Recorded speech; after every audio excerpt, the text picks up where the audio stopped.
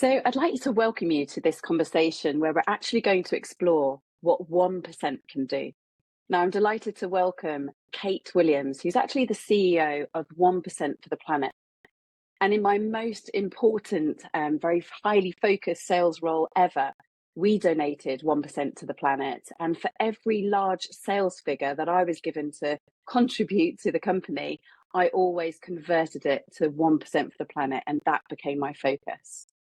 Now, I love this as part of my mission, and here is an opportunity for us to really get under the hood a little bit and share the awareness wider during this year's Earth Month. Now, Kate, if it's okay, I'm just going to share a couple of testimonials of what people say about you, because I think they were absolutely beautiful. And it would be nice for you to just, hear the words and perhaps see how they land with you and see if there's any particular ones that resonate with you. So you were described as bright, authentic, beautiful, one of my favorite words, authentic, focused, compassionate, thoughtful, well disciplined around goals and financial results to achieve the organization's purpose. Another beautiful one is that you're a lifelong learner. And also with that comes open to working in new ways and discovering other ways of doing things. So what do you kind of relate to in that, Kate? And welcome to the podcast. Thank you. What a special intro. I'm moved to hear all those things.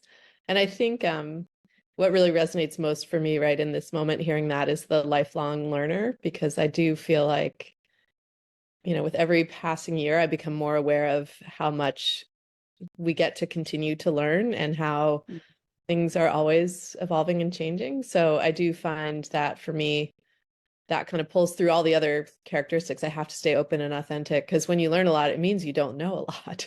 And so it means to walk into that place of discomfort, which is really where then the opportunity lies, because then we create new paths that our bodies and minds and souls aren't yet familiar with, but we get to learn them. And if we don't kind of go into that place, I think we miss opportunities for connection and compassion and things like that. So that's my reaction. Yeah, brilliant. It's a lovely reaction. And also it keeps alive that curiosity, that questioning mind when you keep learning, doesn't it? Because you start to broaden perhaps, your capacity to learn and thought processes and all those kind of things. Do you think that's also sort of attributed to perhaps your different ways of thinking? Yeah, listening to you, I feel like it's kind of freeing too, because I think when you're curious, you keep yourself free from like, well, we've always done it this way, or they've always done it this way, whoever they is. And I have to work on that, because there can be a like deference to what has happened, or particularly, and I think, there's some value in getting a little older, because I do find like I care less about they've always done it this way, or I don't know. I realize like I also don't know a lot, and that's just being a human in the world and caring about things. So I do think it's sort of freeing to realize like if I stay curious and just, ask the next question as often as I can, and always a work in progress on that, I think, there's always new possibilities. Yeah, brilliant. I'm with you there, 100%. And so, Kate, I appreciate that you're kind of away from home, but traditionally we'd be kind of beaming in from Vermont, which I understand you may have lived for quite some time. And this location feels like quite an important base for you, perhaps an important base, an environment to do some great work in the world. I'd kind of really love to know what that environment actually brings you personally, and perhaps what sort of mindset it puts you in to do the work you do. Yeah, so I live at the dead end of a dirt road in Vermont, and 1% for the Planet happens to be based in Vermont, because the person who led the organization before me had moved it there when it was quite small. So it feels kind of serendipitous that we're in Vermont, which is the, moniker of the state is the Green Mountain States. It's a very rural, natural place. So for our brand, which is now like, we're really very remote organizations. We have a lot of staff in other places as well, but I am in Vermont. Speaking more personally, I will say on Monday afternoon, so just a couple of days ago, I had the incredible gift of being able to sit just right on my deck and watch the total eclipse.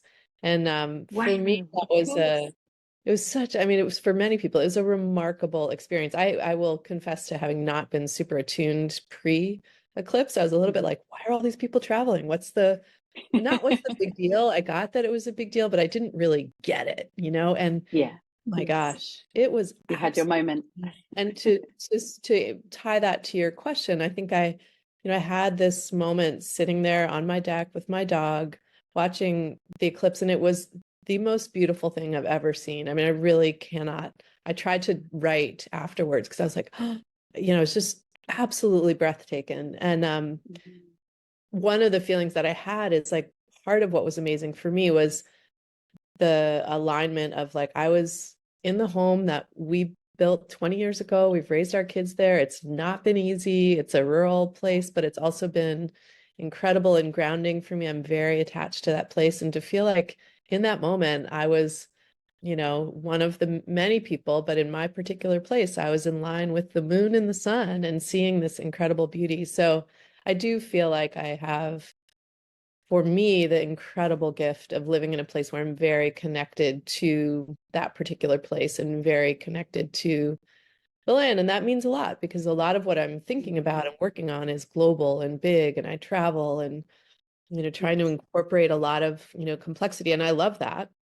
And it's been really important to me to come back to earth and be very grounded, just because that helps me to I just learn a lot and be able to kind of integrate and incorporate a lot of what I learn and to get sort of the inspiration of groundedness to bring then back to that sort of larger scale. Yeah, beautiful. And kind of, I feel like we've been exploring language quite deeply already, which is lovely. Can I kind of get us to turn our focus to two words, healthy planet? Kind of what does a healthy planet look like to you, and kind of maybe what hope do you have, for the future? Because I guess, we're very much being told, that the planet is not doing well, and there's that sense that people are feeling quite helpless at times or feeling like they're doing lots. Is it really having an impact? I guess, how do those words healthy planet land with you? Yeah, so the purpose of 1% for the planet is to inspire action and commitment so that our planet and future generations thrive, which is essentially our way of saying that we're oriented toward a healthy planet. And we do intentionally include future generations because for us, there is a connection between planet and people. So I think the ways that I think about healthy planet have kind of two layers because I do think there is, as humans, I think at our peril, we forget that we're part of nature and that we are not. Yes. And again, like the eclipse was a moment of like just being a natural being. So we are part of nature. We have worked really hard to disconnect ourselves in so many ways. Haven't we? Sort of we're playing with right now, but I do feel like really, to the extent that we can, feeling and believing that deeply, then when we think about a healthy future, a healthy planet, it incorporates people in communities facing, climate refugees or facing rising waters or the, many extreme events that we've been experiencing or just the anxiety that we feel. Those are very Yes. real, and that's part of nature. So I do think, our 1% for the planet's definition of environmental is encompassing of we've expanded it to include people. Yeah. That said, I do also think it's really important, like at our peril, we also forget that there are natural processes and natural species that whether or not they have a quote economic value to us, they are still valuable in themselves. So I do think the work also isn't just about people getting what they need, it's also about other species who are equally a part of this natural community that we are also part of. But, a small frog in a distant land that Hmm. I may not know very little about, but that has, we need to remember that that has value to protect that. So a healthy future also is not as anthropocentric or human centered as we are. And I think those are all complex things to hold in our minds. So I also think that's where the helplessness comes in because it can feel paralyzing. Like, how do I care about a distant frog? And also, how do I not feel anxious that, I'm going to get flooded again or whatever. Yes. We all are Mm. sort of navigating and sort of telescoping between things. And so then for me, the way I like bring it all together is, and this is why I love 1% for the planet so much is, we can take simple actions and we can do them over and over, and we can join communities like 1% for the planet or other communities where other people are taking simple actions, and we can see that, oh, look, it adds up. And in the process, my human need for social connection is also met, and I learn from other people and I'm inspired to do more. And then suddenly it builds and builds. So I really do believe in the power of simple action in the face of these really complex um, problems, but also opportunities that we face. And it just shows that the environment, you live, that you work, but also that environment of the people you're surrounded with, feeling part of something rather than feeling alone, feeling helpless, feeling that there's other things. It is important to be around others, isn't it? I think, that would be right of any team and things like that. You'd all be sort of working and pulling together as well, so you don't feel that isolation in your actions. Very much so. And so 1% for the planet, our theory of change, which we've been trying to articulate more clearly, is that simple actions done repeatedly in community are the pathway to changing the world. And I think that in community piece is, what you're hitting on. And I think it's extremely important. One, just, mathematically, that's how simple actions add up. But more importantly, it has a much bigger multiplier effect than just the math of simple actions. So what we see in our community is that when someone sort of steps in and becomes a 1% member, that's their simple step. And to be clear, 1% is a big deal. Like, we're not saying it's a small step, but it's a simple step.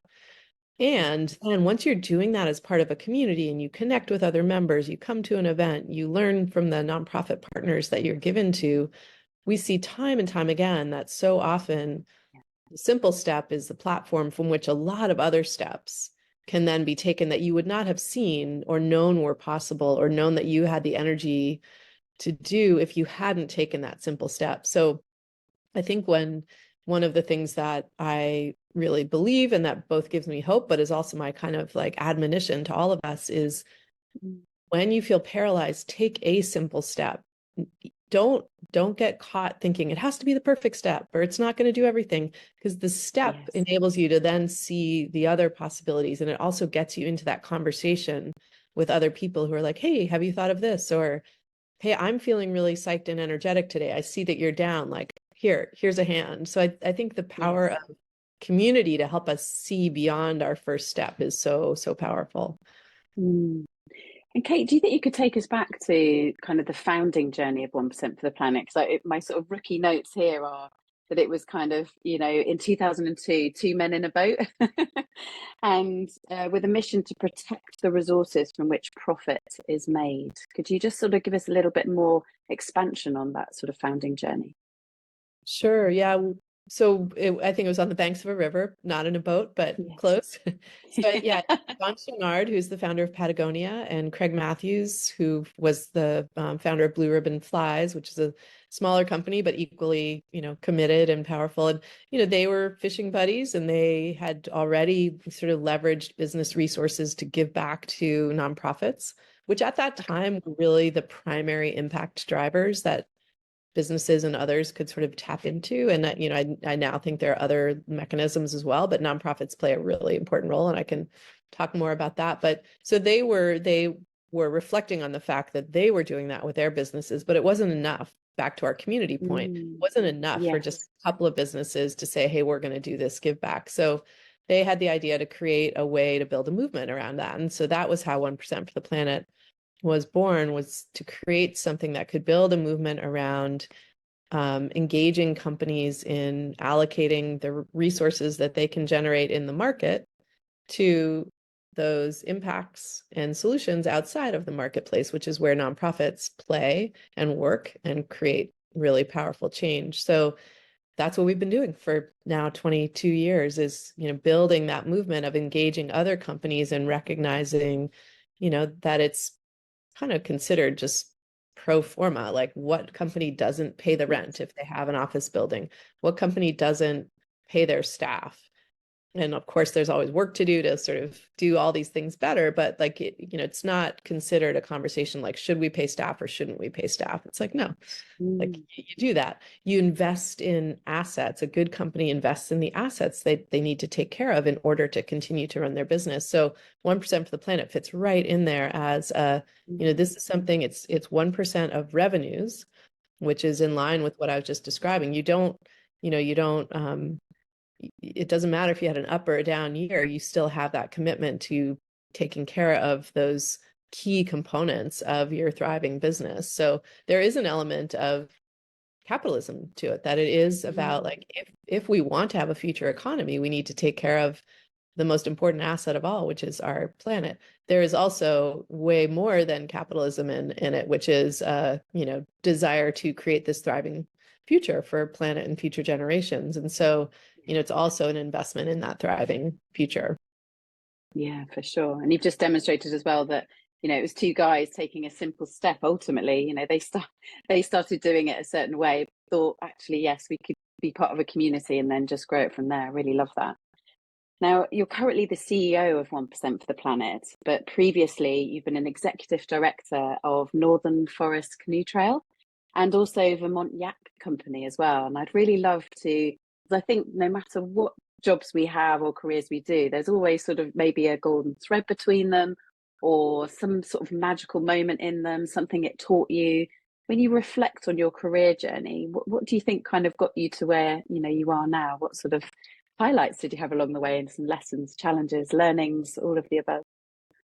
I like the thread concept, and I do feel like it's important to say that for me, and I think for most people, the thread becomes clear looking back when you're Totally, moving yes. forward. And I do think that's so important, just because I know when I would, meet people when I was younger and planning my career, I'd think, oh, they had it all figured out and they knew all their Yes. steps. I feel like it's so important to say, like, no, at least in my case, like there are many junctures where I was like, I have no idea where what is the path or the thread. Yeah. So just say that with full openness. I do feel like for me, a central question that I have always been interested in, and so it has been a little bit of a thread that I have had some awareness of in real time, is for whatever reason, I'm really interested in how do we align a bunch of people to make change? How do people change, and how do you get a bunch of people to make change together? I studied history in college. Somehow I kind of got interested in that. So that's been like whirring in the background. So in terms of, being an executive director and then being CEO, I do think two points I'll make on that. One is pretty early on, I was an outdoor educator early on, and I realized that the leadership piece of it, so that like, how do you in your role, like organize a bunch of people to do something? And in the case of outdoor education, it's often very tangible. Like, how do we get this group, which has a range of capabilities, to the top of that mountain? And, then that's a very like physical challenge, but it's the same sort of way of thinking. So I realized as I was kind of transitioning out of that leadership piece was of interest to me. So I did early on, this was in my late 20s, sort of decide I'm interested in leadership. I don't know where that's going to lead, but so I went back to graduate school, and then, I made my way to becoming the executive director of Northern Forest Canoe Trail. Like most things in life, in my view, it's like serendipity and planning. So the planning was that I was interested in leadership. I had sort of educated myself somewhat and just found myself like either by choice or by, other people pointing to me and saying, I found myself in some leadership roles. And I think it has to do with like figuring out like, how do you organize, create clarity, get things moving in the right or in the direction that we agree on. How do we agree on the direction we should go in? Like all those things I find super interesting. So being executive director of Northern Forest Canoe Trail was an opportunity for me to do that. It was also located in my small town. My kids were young, and I think this is important to say, like, as a human who has complex life, like most of us, a lot of what I was also trying to solve for is like, how do I progress in my career, make money? For me, there's, absolutely financial necessity, and be available for my two kids and do that dance with my husband, like figuring that out together. And so that job in particular was a couple blocks away from my kids' school. They could walk and meet me after school. I had a ton of flexibility. So Yes. I do feel like that's important to say out loud too, because I think when Mm, people are sort of navigating their careers, and I'm now at a stage where my kids are older, so I don't have that, yeah. same level of need to adjust my day-to-day life around them. I think that, it's important to name that I know that's like a really hard thing to solve for. And in my Yeah. case, and I think this is hopefully changing, I um willingly and like I took I was like, I want flexibility more than I want money. And so I really like, that's what I negotiated because I felt like that was what I had to do.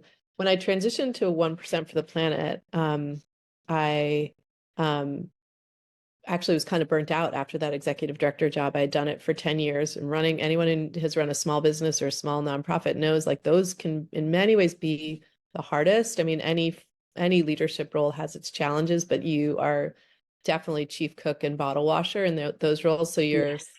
Totally. operationally it's demanding, and then you're also trying to be strategic. And so that I didn't say these words at the time, but I look back and I was like, oh, I think I was kind of burnt out. And so I actually, when I came to 1% for the planet, I came in at a director role as the director of partnerships. And I sort of thought, I need a break. This is a kind of lateral move, bigger organization, but I'm not in charge. And that was a really important move for me because I got really clear really fast, like, oh no, I actually really like to lead stuff.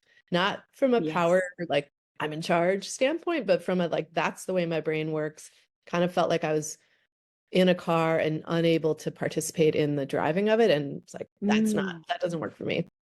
And so it was really great learning. And then serendipity, just the CEO role happened to open up in that first year that I was there, and I moved into it a year after I started. And I think that experience of stepping away and then realizing like, oh no, that's what I want to do, has been such an important thread back to your point in my tenure Mm. as CEO, because I felt really clear like this is Yes. this is kind of my sweet spot. So so that's kind of the journey there. A quick little asterisk on the Vermont Yak Company. That was like a great side hustle.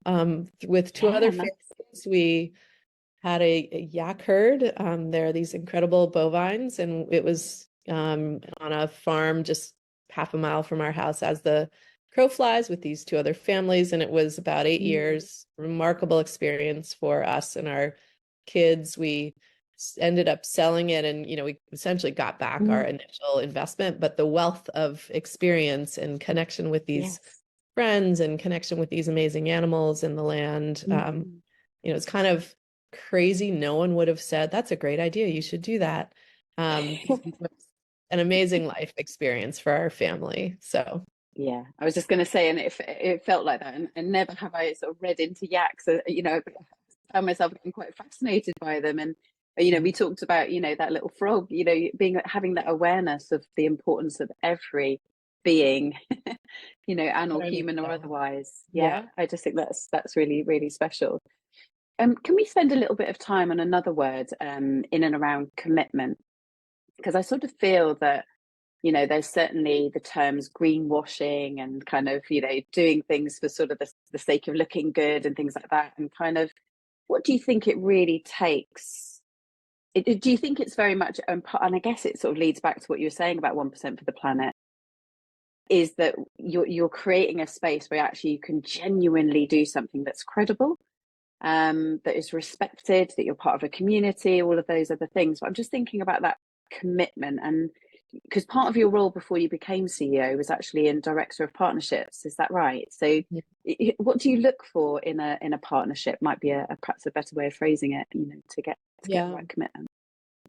So I will just start on the word commitment because we have 4 core values Mm. that they're very present for us at 1%. So Yes. one of them is unleash passion every day. Another is celebrate commitment. Another is grow stronger together. And then the last one is think big, act now. So celebrate commitment, we think about Mm. that in terms of our membership model. So it is about a commitment, but we really like the verb celebrate because it's about Yes. commitment that we want to, talk about and invite people into in a big way. And then also, we think about it internally, like to be a committed employee, what does that look like? How does that, so Mm. all of those interesting questions. But, the commitment and credibility of our model are core. They're so central. And, so I think, and they do, to your good point, the commitment is expressed through the partnerships. So the way our model works is that our member companies join, but we don't act as a foundation. We don't take in all the money and give it out on the company's behalf. Companies pay a dues fee to us. That's part of their 1%, but then they're giving directly to the environmental partners that they select, often with our support and advice. And we vet that whole community of nonprofits. So we're kind of, managing all of these stakeholder groups, but then the relationships, which are at the core of all of it, are directly between the member and the nonprofit. And I think what's really powerful about that is our certification process. We certify that the dollars transfer from the member to the nonprofit in the amount that everyone agrees on. So we have a rigorous process for that, rigorous but simple process for that. So it is highly credible, to your point.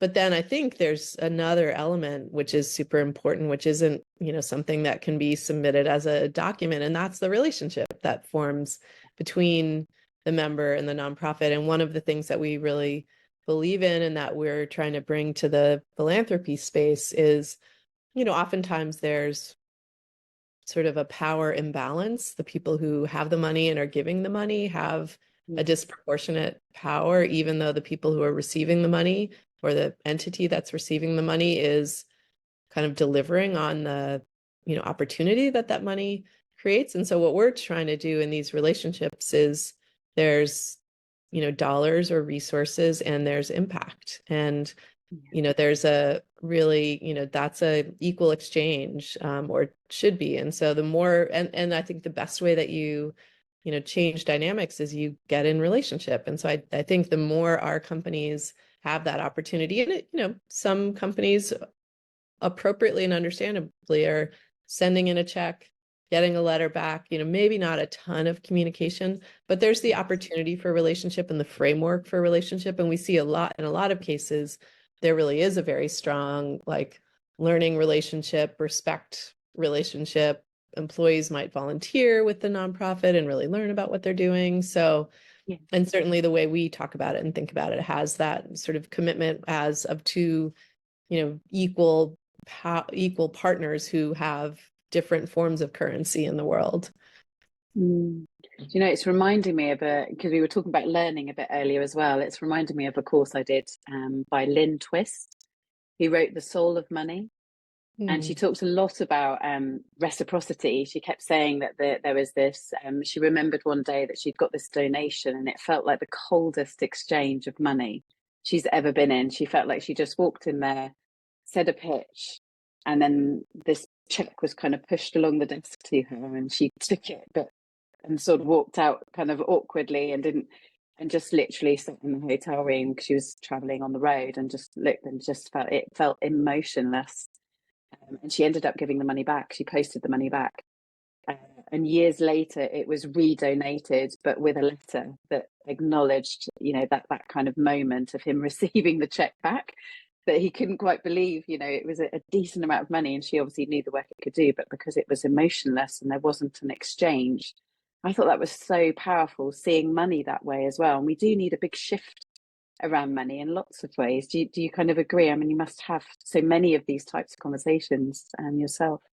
Yeah, I think it's a really great concept. I do agree generally, with like just the caveat of, I do think having been in the nonprofit sector myself and so close to it, a lot of nonprofits just need money. So if it comes and there's not a whole lot of work and emotion attached to it, that can be okay. So I don't want, for me, it's like if a nonprofit got that check and it enabled them to do the work, and they're like, great, and they did, check the boxes in terms of communication back, I think that's fine. I think there's huge opportunity when both sides are able to, essentially make that money have more value in the context of a relationship, because it, and to be more specific about that. So if a money exchanges goes from a member to a nonprofit to do some work, that's one level of exchange there. So money given, impact happening.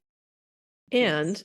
there's the other, additional opportunities of, sharing stories. Like, how do we tell a shared story about the work that we did together? Or, volunteering. So how can, Yeah. employees, do some volunteer time? Or nonprofit educating member about, you know, aspects of the space. Because a lot of times members are giving in arenas that are adjacent or overlapping with the work that they do. And so there can be this really great, shared learning. And then also too, it's just like human interaction. So we have some great examples of nonprofits who've been like, awesome, we love this check. Hey, by the way, you have a lot of plastic in your packaging. Like, maybe you can also address that. And so there can be this opportunity for, some different smart voices to have, be able Yes. to be in conversation. So all of that is, then just this like, my hands are going up as I'm talking, like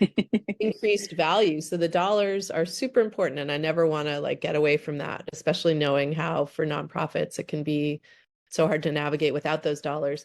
And when, it's sort of mutual um, partnership opportunities elevated up, there's so much more that can come from that. Yeah, and I personally love the whole volunteering idea as well. I think that's a great way to just get a real bird's eye view, real insider view of what happens when that money goes in. I think there is nothing better than the kind of volunteering side of things. So perhaps I could kind of draw your attention now to kind of your own vision, your mission in the world. Do you have one that you kind of hold dear personally that perhaps goes into your roles and career as well? So personally, and I'm hesitating just because I've been trying to figure out how to say this clearly.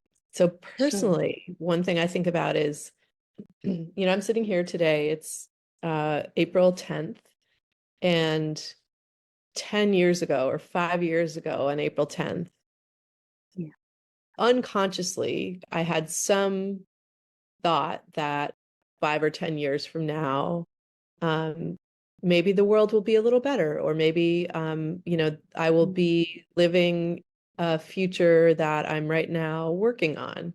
And so I try and sort of think about the fact that every day, no matter what's going on, is my opportunity to bring to life an imagined future from my past and other people's past. And the reason that matters to me is that I think when when people are hopeless, or when there's that feeling of like, oh my gosh, things are, just not going well, or our world is, scary and hot and at war and all these things.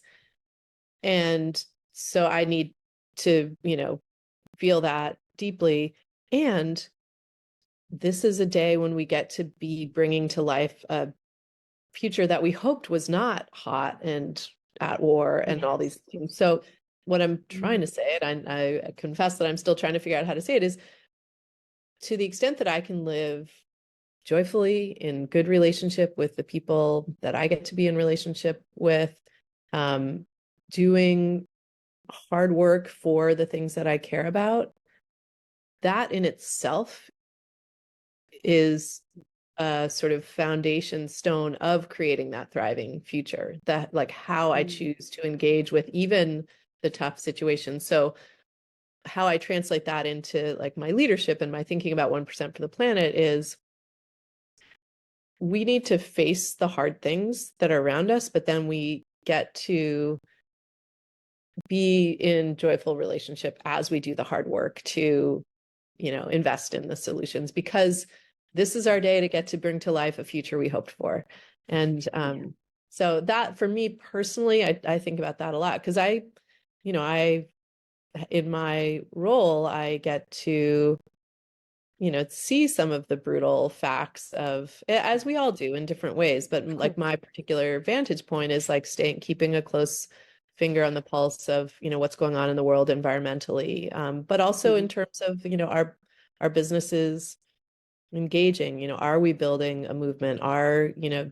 are we being courageous and sort of leaning into thinking about the economy differently? And, there are days where I feel hopeful, about that, because there's some objective things that, give me hope. And then there are days when there's not a whole lot of objective things that give me hope, but I can always find it. And that's the amazing thing of the 1% for the Planet Yes. network. And so I do, think about that at the 1% level, but at the more sort of personal level, to your question, I think that sense of like, well, whatever's happening around me, this is a day that whenever I was, 5 or 10 years ago, I had some hope that it would be bright and joyful, and that I would be living in my integrity, and that I would be having thoughtful conversations, all the things, and like believing that that's powerful. Because I think one of the great things about humans is we make art and we make meaning and we laugh and we have social connections, and those really matter. And so whatever is happening, without it being, a sort of, I'm going to just ignore the planet burning and go over here and have a party. It's not that at all that I'm saying, but it's that we are, I think we're inherently able to be complex, and to know that like the suffering and pain that we see is also the flip side of our ability to love and create music and create art. And I just want to always sort of live in that space. Yeah, that's beautiful to highlight that. I think you see it time and time again, just beautiful creativity, art, sort of things that come in to sort of nourish us, and to know that they're equally as possible and hopeful to happen at such really difficult, dark times too. Yeah, thank you for sharing that. Really appreciate it. And Can I ask you a little bit? Oh yeah, I build one.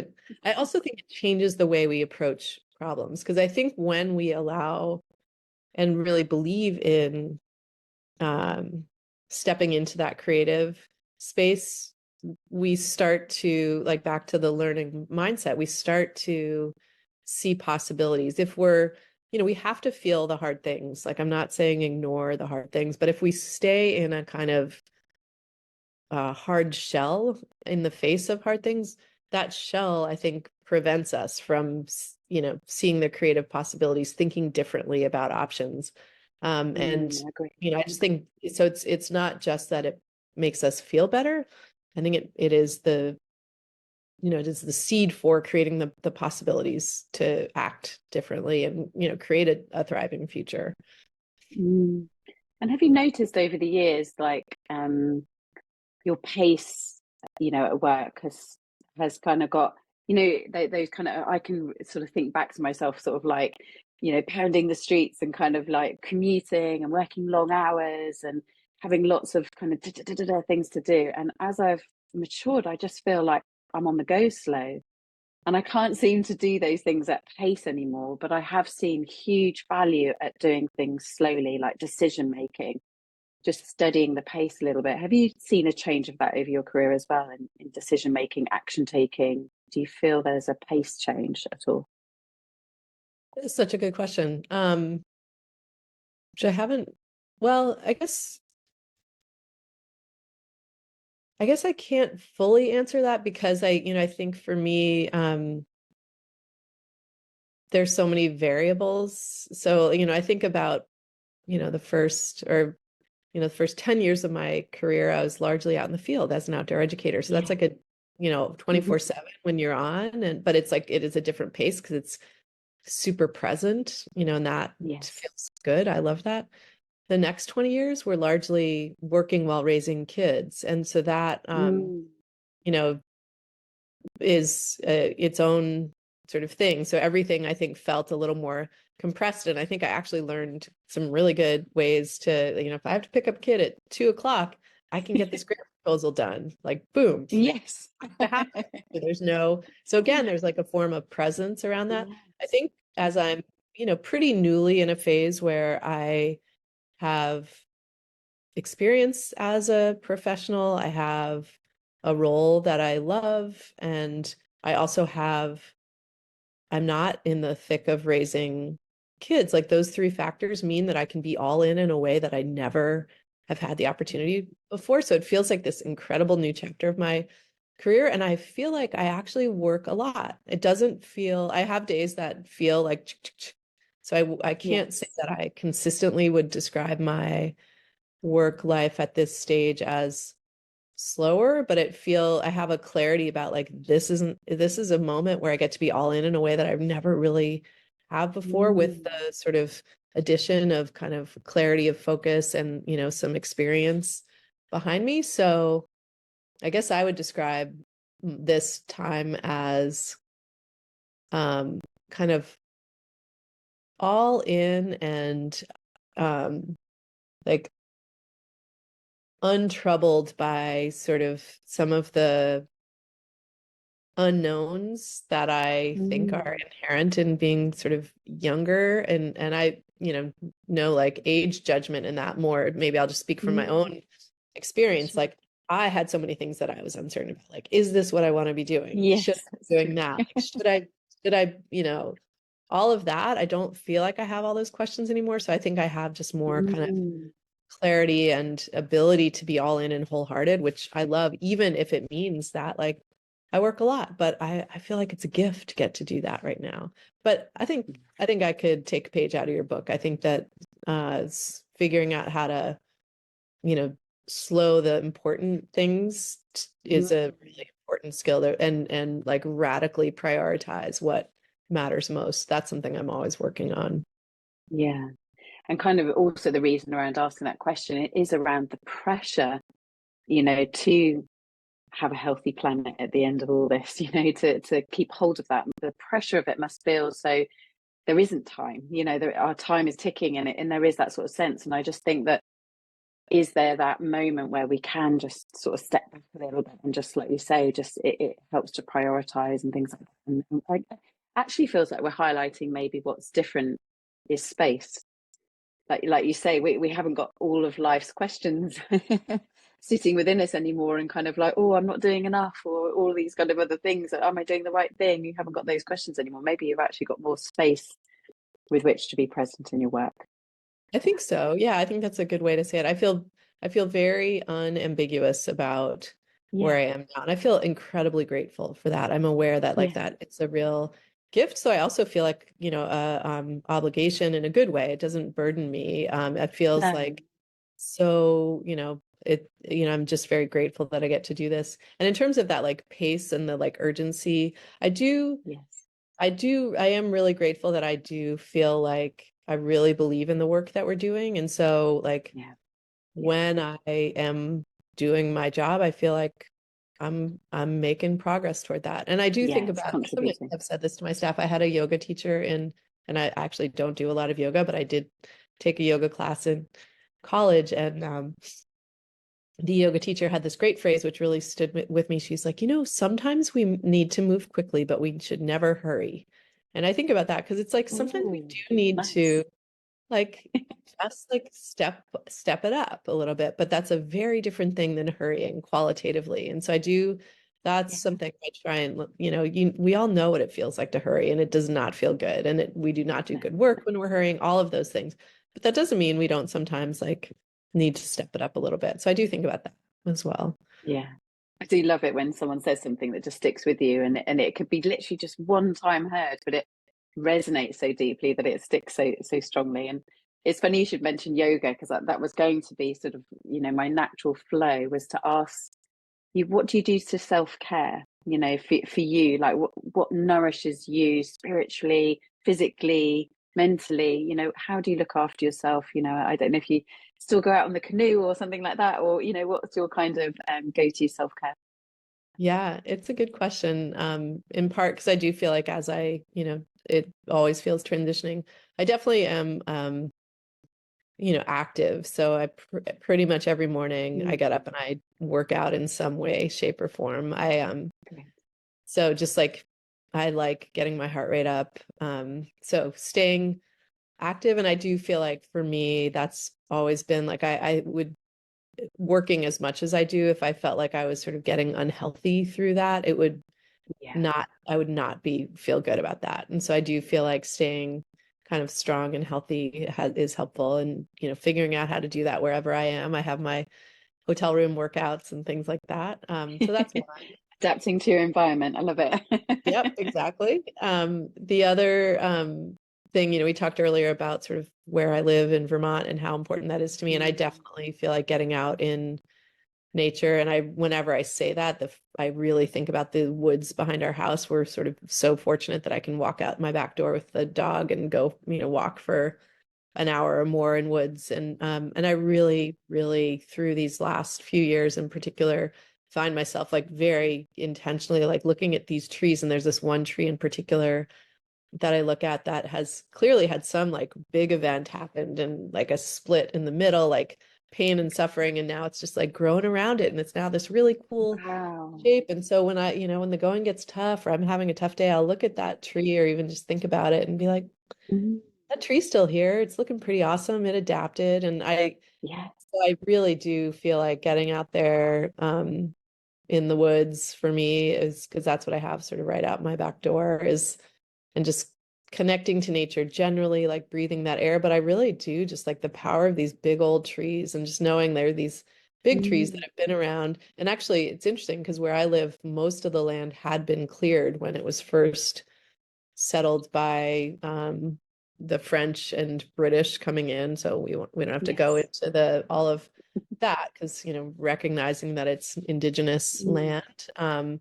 But it was cleared and then it grew back. And so these trees are now 100 years old and it's this like regenerated forest. And they've when we get a big storm, they're getting hammered out there with the wind and the ice and the so I'm just like I am directly instructed by these trees of like, Mm. okay, my little storm, like I can handle this. I may be, may make me have to grow around something that I didn't anticipate, Mm. but I can do that. So Yeah. that means a lot. And then I feel like I'm very fortunate to be very close to my family and I have a close group of friends and my life is full enough that I don't do a lot of hanging out, but I do have a posse that is there for me. And one of the conversations we've been having recently, I think this comes from a David White poem, is that friendship is about bearing witness. Any relationship is about bearing witness in someone else's life. And I now feel like I'm at a stage where, my husband and I, my kids, my posse, like we have borne witness to some ups and downs in life, and it's a gift. So. Yeah. And still sticking by each other. It's Mhm. and that concept of like the trees, almost the story that they have to tell. That's so true. We live just like the woods are next to us, and it feels like the landscape constantly changes. When the wind comes, some trees fall.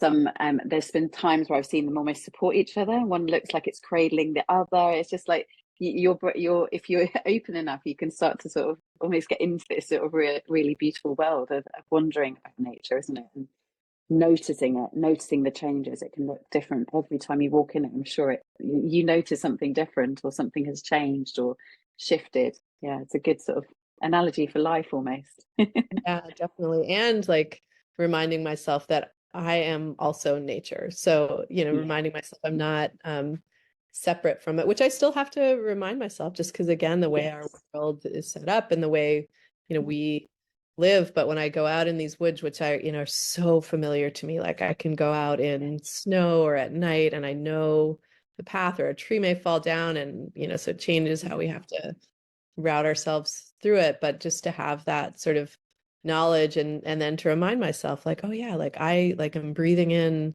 this air and like all of this surrounds me, like I am of this. And that's really Mm. a incredible gift in my life and definitely a source of refreshment and health and does help me to sort of stay balanced. And I can tell when I've kind of been away from the woods. When I travel, which I mentioned, I travel a lot, I'll sometimes realize, oh my gosh, like my feet have not been on just dirt in a long time. Yes. I feel that.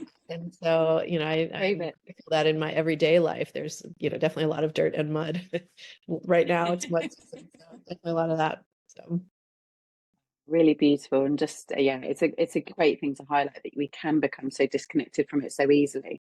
One of the main senses that I notice is my eyes when I'm outside and in nature, certainly in the woods particularly. I just notice how my eyes almost sort of are mute to start with. Almost the colors are reduced, and suddenly it's like there's someone turned the volume up on my eyesight. It's things become sharper, and then I start to be able to tune into each sense one by one by one. But I do think it's powerful to know how easy it is to get out of it and disconnected, but how easy and powerful it is to get reconnected as well, and to realize we are as one.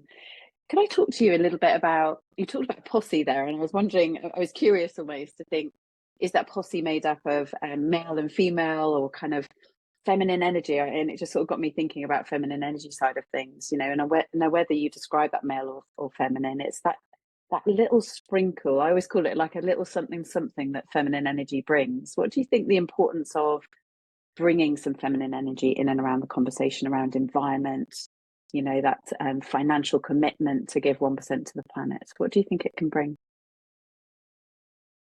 That's such a good question. And I feel like I'm not, I don't have a lot of clarity in my own head about that. I haven't, so my own experience, like I only have brothers, and I have Okay. three older Yeah. brothers, and they're awesome. So that was what I grew up with. And I think partly as a result of that, I often, like some of my good friends, like when I first got to college, were guys. I just was, Yes. comfortable with that. And I think, so that's like one point. Yeah. As I have been, in the community where I live now and sort of my posse, I think going through raising kids for me, which I know is not an experience every woman has, so I don't think it's a like defining characteristic, but for me that was a very central experience, particularly as a woman, also, as a breadwinner and in partnership with my husband doing that. So, there is the physical experience of, giving birth and breastfeeding and all of those things. There's something there, but I honestly really, I don't have a good clarity, because some of the people who have been the most, quote, feminine in their ways of interacting have not been Yes. women. Softer and yeah. Yeah.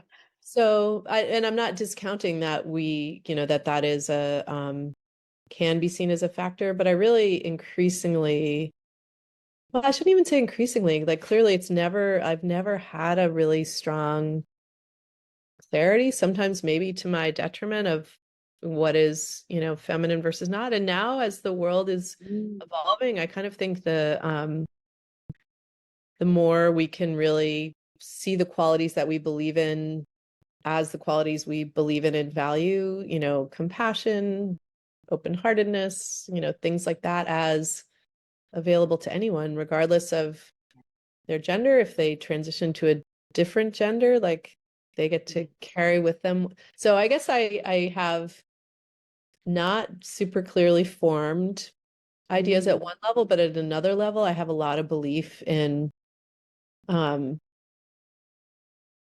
the sort of experiences that enable us to tap into different ways of showing up. And I think for each of us, like, in my husband's case, he's one of my best friends and has like an incredible depth of understanding of who I am. And, in certain contexts, you could describe those like that there are feminine aspects to that, but, he's a guy. So I don't know. Clearly, I don't have like settled thoughts on that, other than to me, it's about the qualities, not so much the gender underlying those qualities. Yeah, agreed. It always feels to me like a bit of an energy thing, an energy exchange, feminine energy. That sort of, I remember that moment too. I have a brother. All my mates used to be boys. I was more of a tomboy, that kind of thing. But at the moment I fell pregnant too, I had that moment of, I felt the most feminine I'd ever felt. And it felt like the first time I'd actually even thought of, touching into that sort of, or feeling into what feminine energy would actually feel like, and that softness. And I started to chill out a bit more. I don't know, something definitely shifted in me. I did definitely feel it, but yeah, I agree with you. It's more of a sort of an energy exchange as opposed to anything else, and you kind of, you sense it and feel it. So Kate, could I ask you, do you have like a favorite quote, a mantra, maybe a favorite song that kind of pulls you in and sort of anchors you? Do you have any that you would sort of pull up on?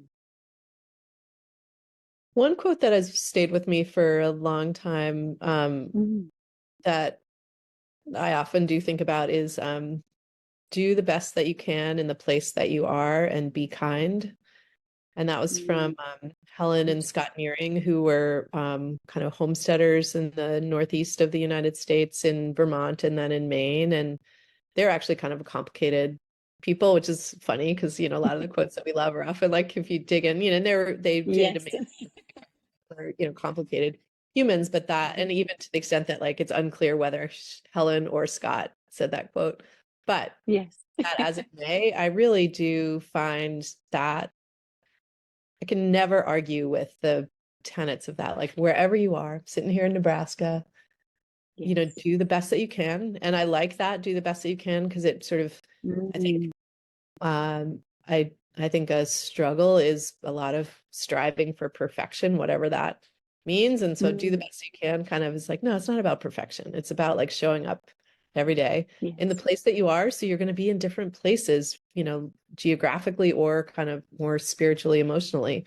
So kind of taking that into account, and then be kind. And I really do believe in kindness, not niceness, but kindness as a, Mm, just if we have to whittle things down to their simplest, which I think we often do, just because days are big and full. And if you can sort of just like hold on to one thing, like being kind, which sometimes means having hard conversations, or sometimes means, again, it doesn't mean being nice, but being kind, super powerful. So I love that quote. And then one other one that I do also keep in mind is our kids were fortunate to go to this really awesome preschool where we live, just mm, this, small, amazing place where they're outside a lot. And it was the Reggio Emilia approach, which is Italian. And one mm. of the Okay.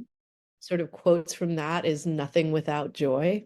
And so that's a little bit of Oh, a mantra beautiful. to keep in mind. And I definitely do not always get that right, but I definitely, keep it in mind of like how to show up with joy. Mm. What does that look like? And so just having that in my mind. So nothing without joy is the other one. Yeah, I love that. That's just so simple. I love simple ones as well. Yeah, really powerful. You took me back to school then, because I used to go to school in Germany when I was younger, and we used to wear little coloured badges depending on what year group we were in. And on the badge it said, "We always do our best." And I've always taken it forward, even though it was such a small part of my life. I've never not sort of, I almost feel like I'm wearing that badge still. It was almost like a badge of honor or something like that, that sort of helped me sort of lead my life, always just doing my best. Like, what else can I do but do my best? Whether it works, doesn't work, perfect, not perfect, it's just always do your best. Yeah, I like that. Thank you for taking me there. What about books, Kate? Do you have how are you with reading? Do you like Audible? Do you like reading books? Do you have books that you go back to? Have you got an all-time favorite, or what you're reading now?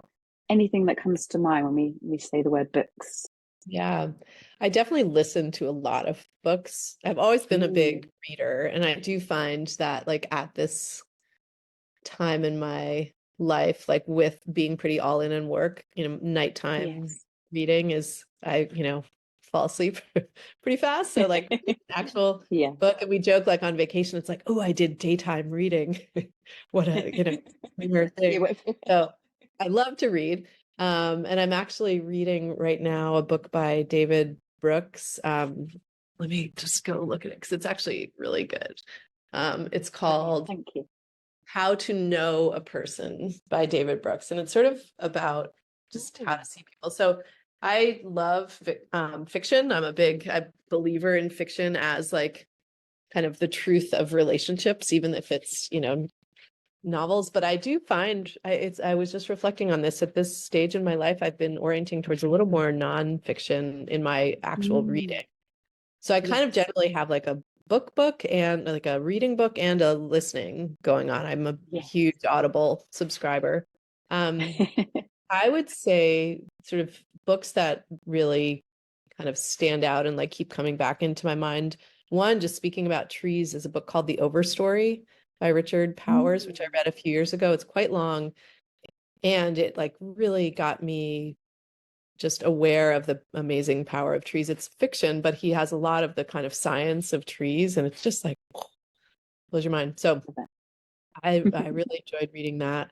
I listen to a wide variety of stuff. Sometimes you need the kind of simple listening where you can space out and come back in, and you really can just like keep following the plot line. So I enjoy a good like thriller. I have read all of the Gabriel Allon spy stories.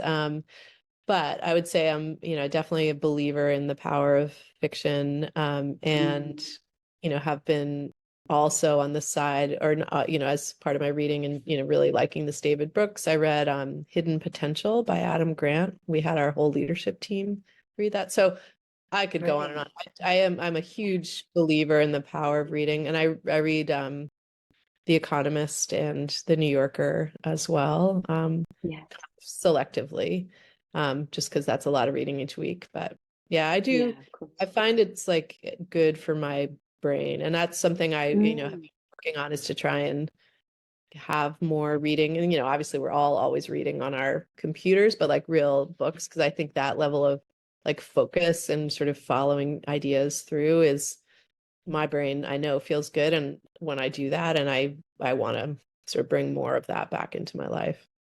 Yeah, I think the invention of Audible was just such a breakthrough. I recall that kind of feeling like, why can't I read a book anymore without falling asleep?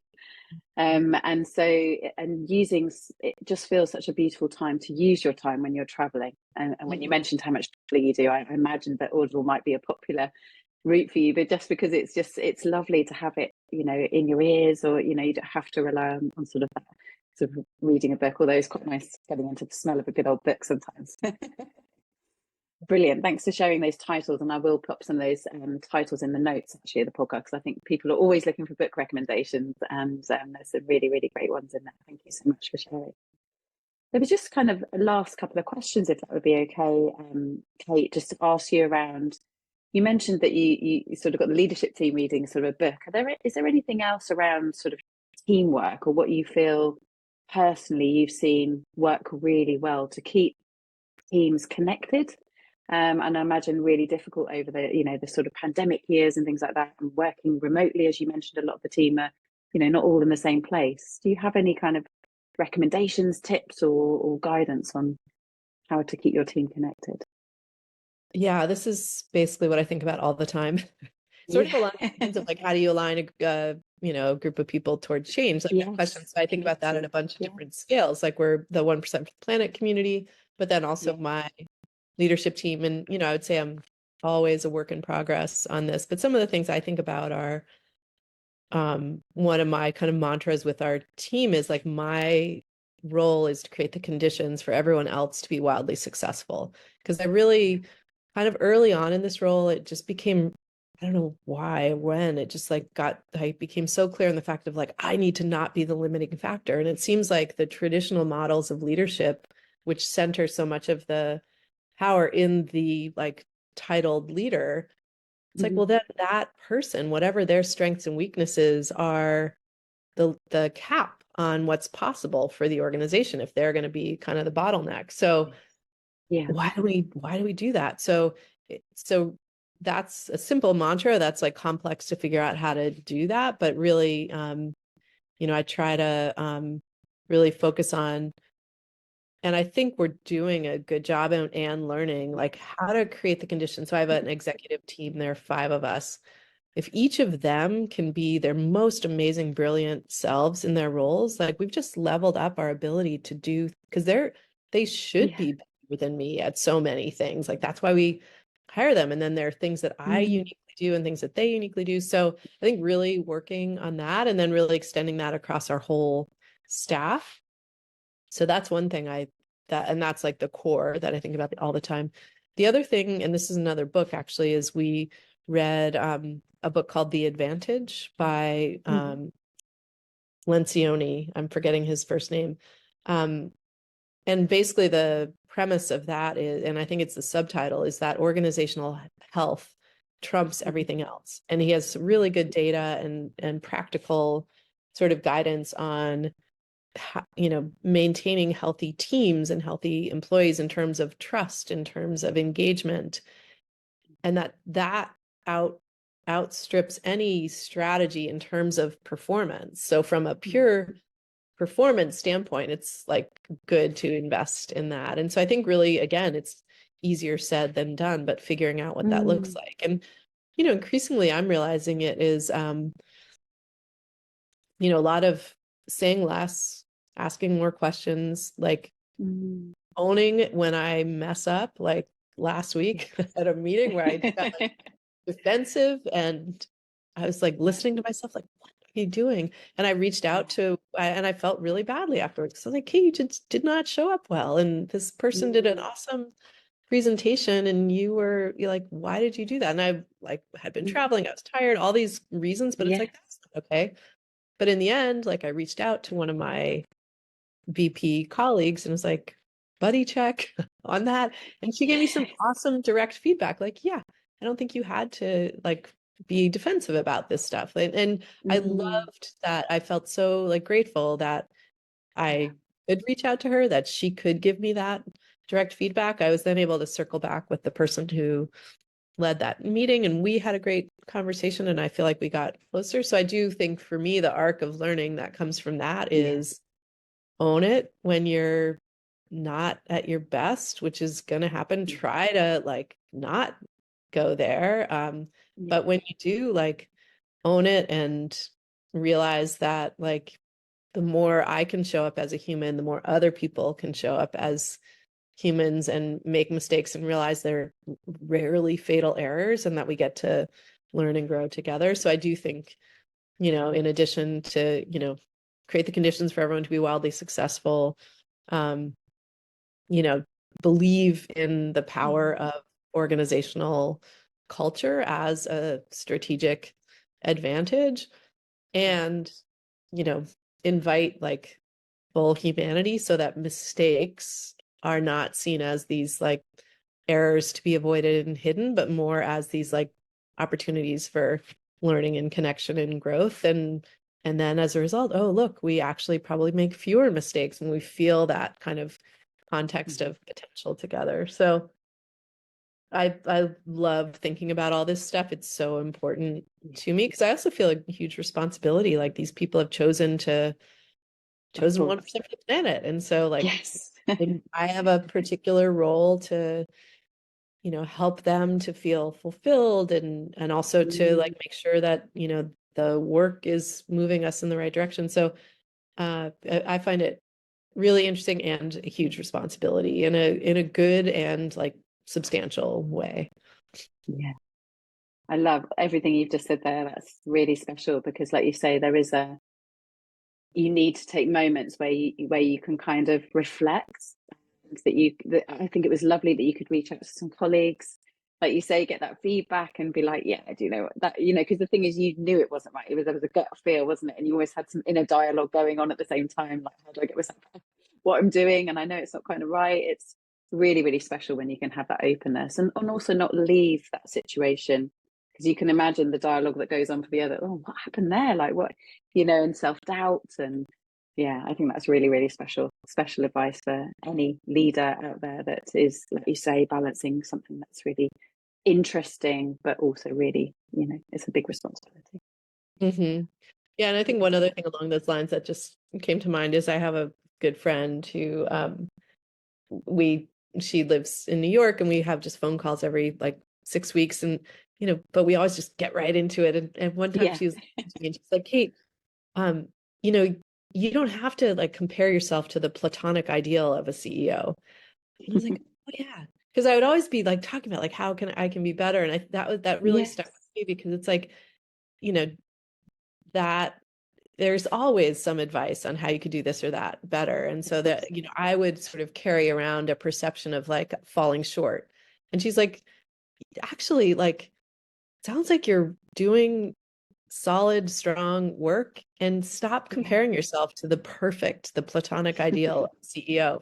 Just keep progressing. So back to the kind of do the best that you can in the place that you are. And I do feel like I do like and feel committed to sort of striving to be better, but having the goal be perfection that's not the goal. Having the goal be able to navigate being human while doing that. So like showing up in a way that's like, why are you doing this? And then being able to learn from and navigate through that, because I feel like I got a ton of really good learning from that experience. So that was just another thing I keep in mind. Yeah, well, a great friend as well pointing that out to you, because yeah, like wanting to do good. I mean, it's in your blood, isn't it? Absolutely, and you want to do well in it. And I do think there's a lot to in the word trust. You know, trusting your team. You know, to kind of have the right ideas in mind. Okay, it might take a team to kind of get there, but I think there's that element of trusting, isn't there, to get teams functioning really smoothly. Wonderful. Thank you so much for sharing that, because I think that's hugely valuable. And I guess, Kate, finally, just how is best for people to connect with you, and how will a company know, or a person know, when they're ready to become a member of 1% of the Planet? So to your first question, I think LinkedIn is a great way to connect with me. I actually do, Yes. respond to people on LinkedIn. I think that's how you and I was going to say, I can confirm that to be true. Yeah. So I think I'm pretty easy to find. Kate Williams, 1% for the Planet. And you can put my link in your show notes, Sure. my profile. So that's probably the best way. And then, sometimes I move those conversations to email, but I also am like responsive in the messages in LinkedIn. So that's the best way to reach me. I think in terms of like assessing when you're ready as a business to take a step to be 1% for the Planet, I would say, like so many things in life, it's usually better to engage before you think you're ready. So many of us think we need to know everything before we can do something. And actually, like a lot of times, kind of there's another quote that I like: be bold and powerful forces will come to your aid. It's like you step through the door, and then all these research, like when I became CEO, I was like, I don't really know that I know everything I need to do. But when I took on the role, so many people are there like, hey, how can we help? And that wouldn't have been available to me had I not taken the step. And 1% for the Planet is the same. Like, don't assume you know everything. Talk to us. We can share like how our model works. There's flexibility in the model. There's really just some cool features. You don't know what it's going to feel like to have this community. Like, so I would say, lean in, fill out our join form, because that doesn't commit you to anything, but it gets you in the conversation. And you're probably more ready than you think to take that simple step that you can then repeat with community and be part of changing the world. Amazing. That's just like mic drop right there. I love that. And just really would like to express my gratitude for absolutely connecting via LinkedIn, that we did, not knowing each other, especially when I had such a very strong personal experience.